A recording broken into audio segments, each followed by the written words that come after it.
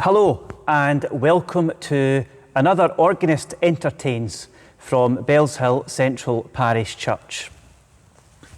Tonight we bring you episode 35, and this particular episode features people from out with Bellshill, people who have become connected to us via these Organist Entertains or virtual churches which we have produced since April time in 2020. Our first hymn couldn't be more appropriate.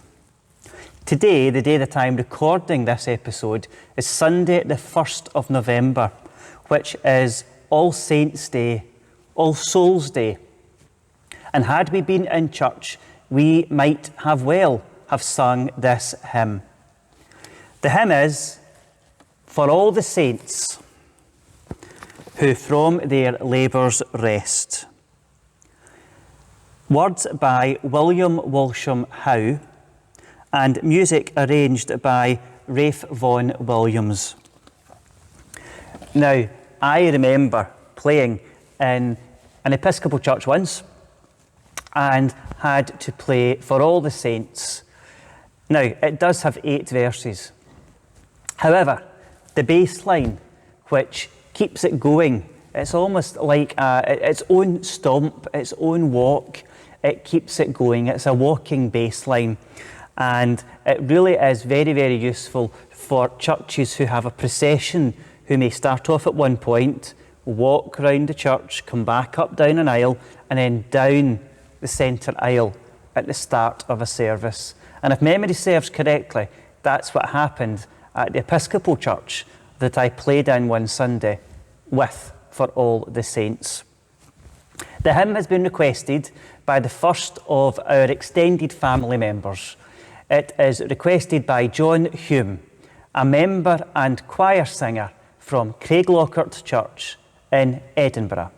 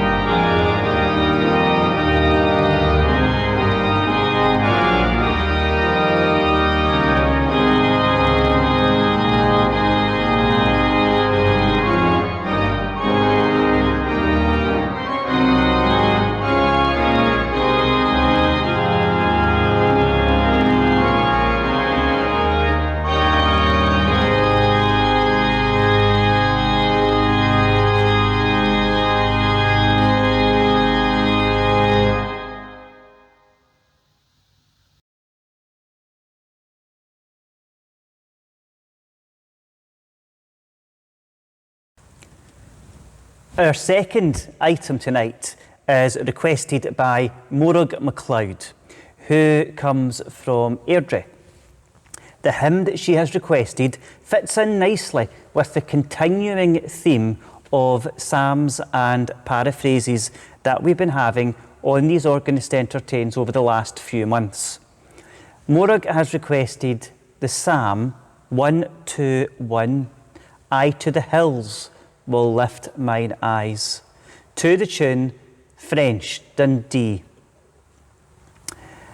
I know that this is a favourite of people in Bellshill Central, so I'm sure that you all will enjoy it, even although it's been requested by someone from outside of our congregation and church community. So thank you, Morag, for requesting Psalm 121, I to the hills will lift mine eyes.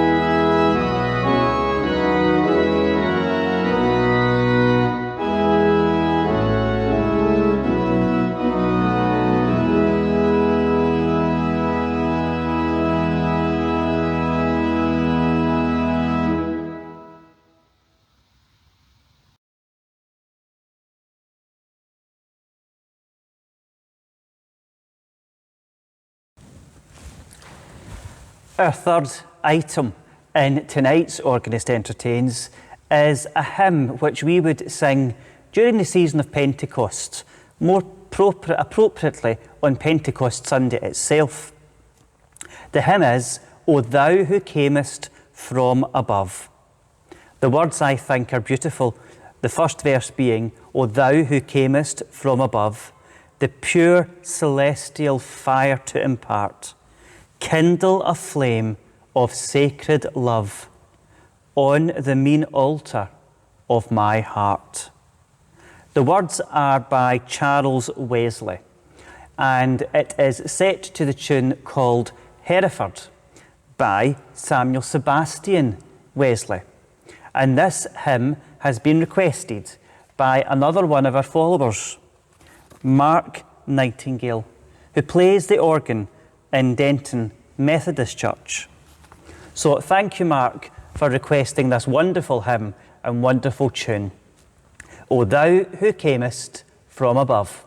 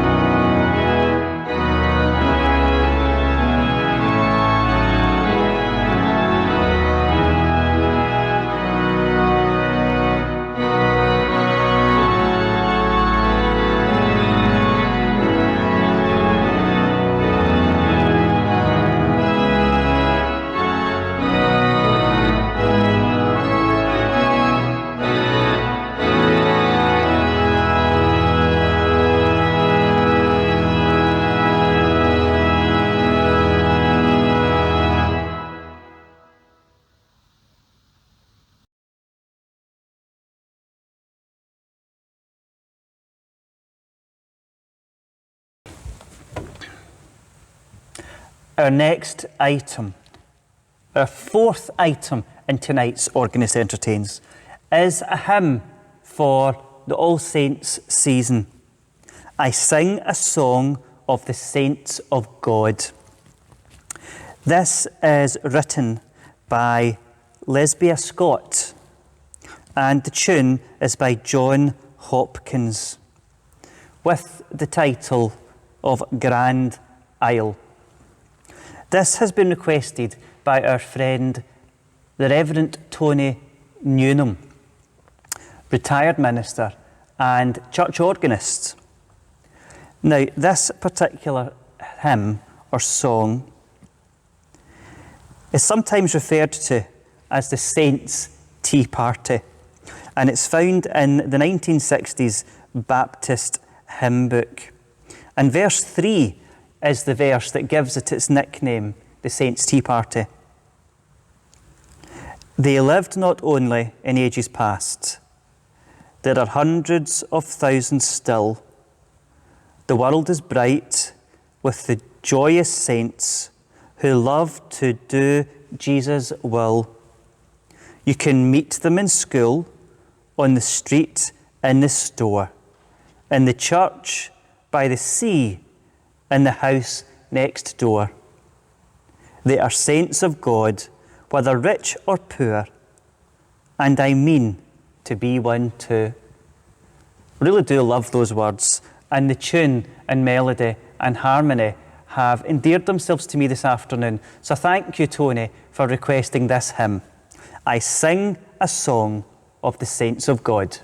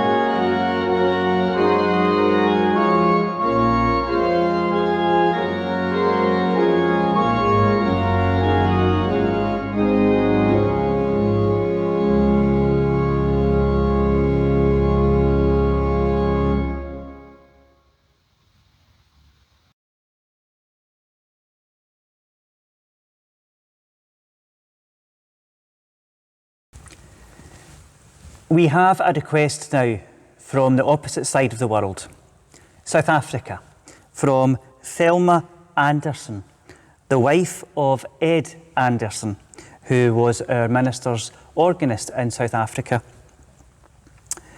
She has requested a hymn called Vesper Hymn, with the words, "Hark the vesper, hymn is stealing."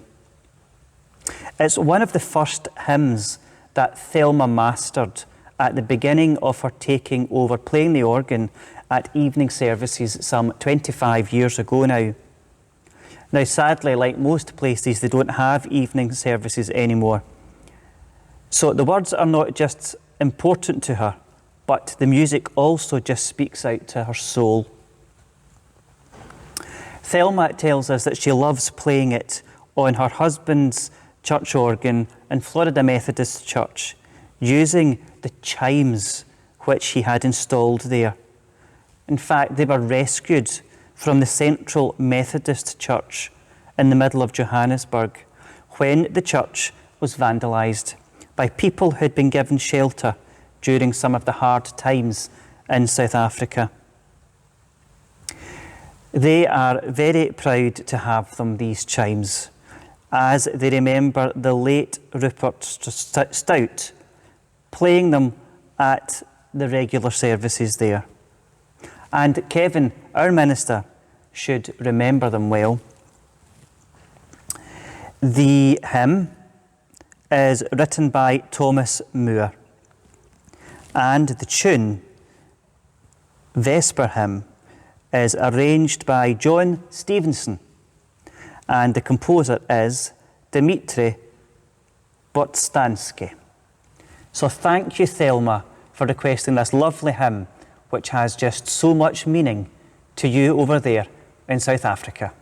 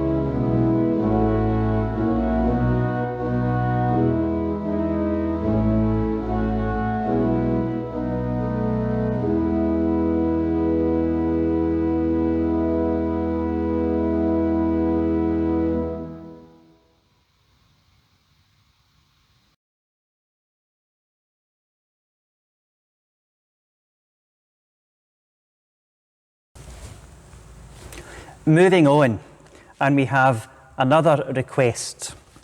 The hymn is Hushed Was the Evening Hymn, and it is requested by our friend John Hume from Craig Lockhart Church in Edinburgh.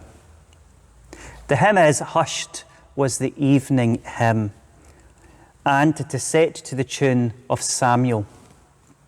The words are by James Drummond Burns, and the tune is by that great musician and composer, Arthur Seymour Sullivan. It is a beautiful tune, and I thank John very, very much for requesting it. It's one of these hymns, just like Thelma's last hymn, that we don't sing very often, and we probably would have sang it At night time, hushed was the evening hymn.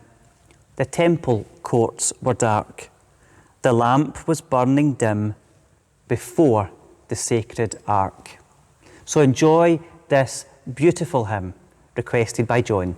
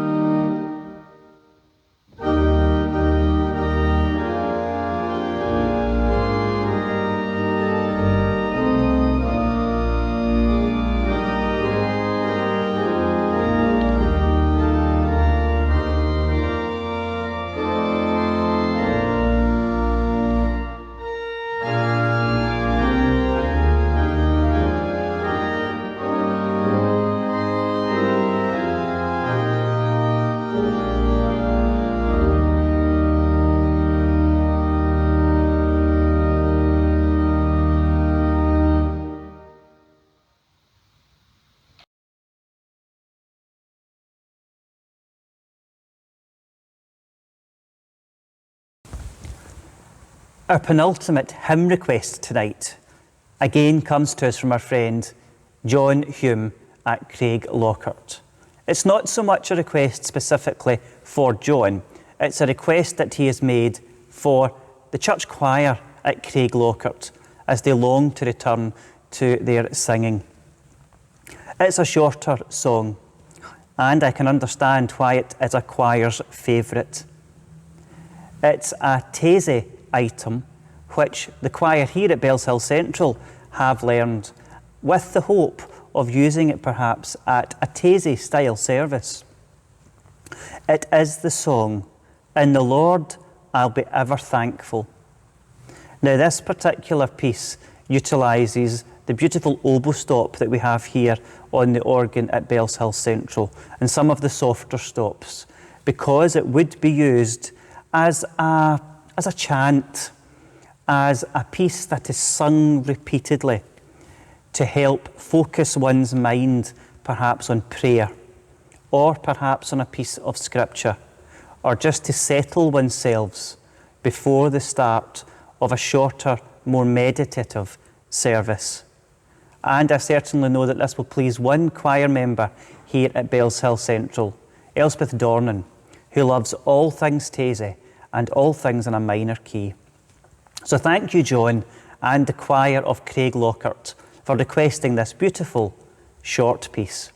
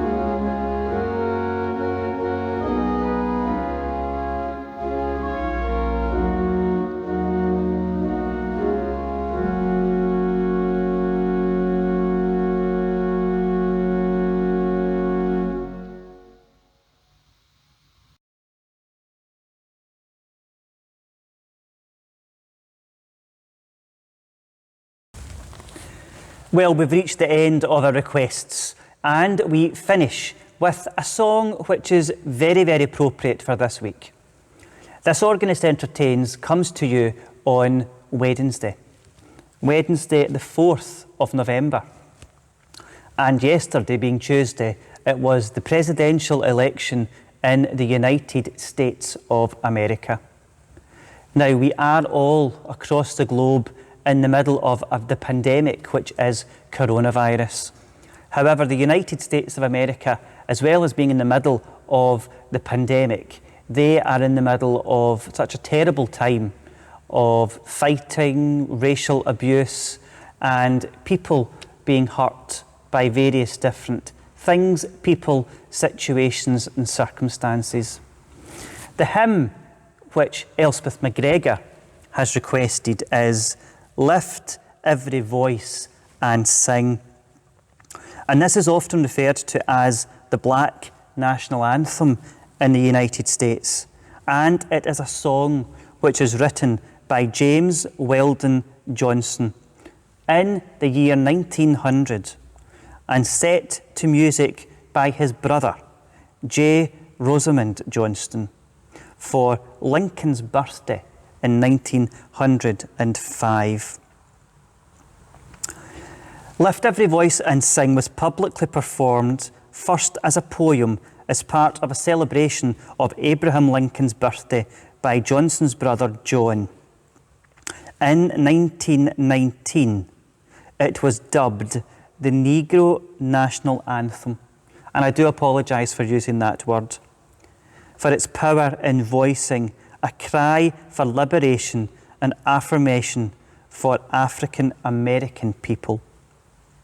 The song is a prayer of thanksgiving for faithfulness and freedom, with its imagery evoking the biblical exodus from slavery to the freedom of the promised land.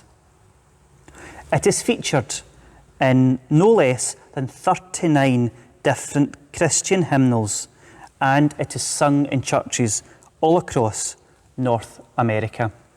So whatever the result of the United States general election for their next president is, we do hope that it is a peaceful time, whether it be a peaceful time of transition of power or a peaceful time with a continuation of the current administration.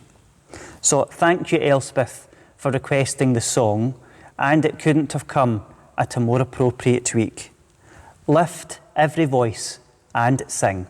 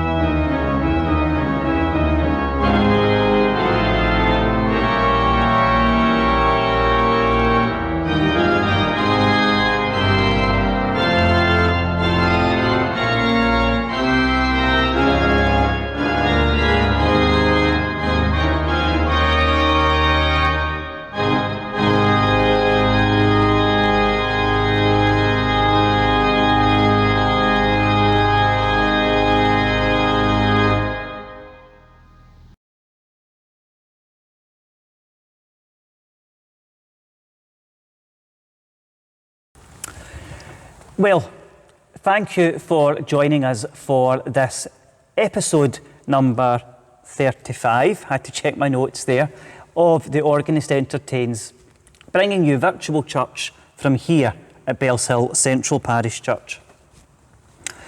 We finish with a request, but not a hymn. And I have had this request sitting pending for perhaps a couple of months now. However, it's very appropriate this week. It is the Stars and Stripes Forever, which is, of course, we all know, is the patriotic American march, which was written and composed by John Philip Sousa. By 1987, an act of the United States Congress made it the official national march of the United States of America. The Stars and Stripes Forever follows standard United States military march form of repeated phrasing of different melodies performed in sections called strains. And this is a Sousa legacy.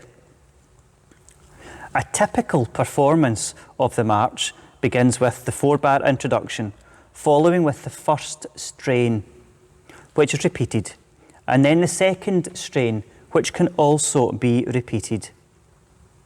Then follows, normally in the American Army marches, a dominant woodwind section. And then there is the grand finale, which repeats the trio and renders the famous tune an obligato for the piccolo players, joined to a subdued but predominant counter melody by the bass section, bringing everything to a close with one more repeat of the grand finale. So, as with Elspeth's request, as I've said, this particular piece couldn't be more appropriate in the week of the United States general election for their next president. And we have our session clerk here at Bellshill Central, Mr. Stanley Cook, to thank for requesting something by Sousa, a march. So we have the Stars and Stripes Forever.